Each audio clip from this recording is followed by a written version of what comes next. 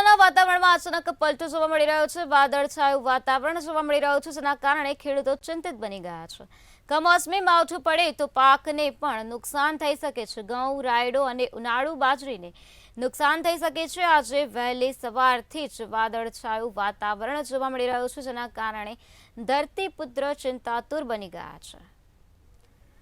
ખેડા જિલ્લામાં પણ વાતાવરણમાં અચાનક પલટો જોવા મળ્યો। વાદળછાયું વાતાવરણ જોવા મળ્યું, જેના કારણે ખેડૂતોમાં ચિંતા વ્યાપી ગઈ છે। કમોસમી માવઠું પડે તો પાકને નુકસાન થવાની ભીતિ સેવાઈ રહી છે। આજે વહેલી સવારથી જ આ પ્રકારનું વાતાવરણ જોવા મળી રહ્યું છે, જેના કારણે જો કમોસમી માવઠું પડશે તો ઘઉં, રાયડો અને ઉનાળુ બાજરીને પણ નુકસાન થવાની શક્યતા છે, જેના કારણે હાલ ખેડૂત ચિંતાતુર બની ગયા છે।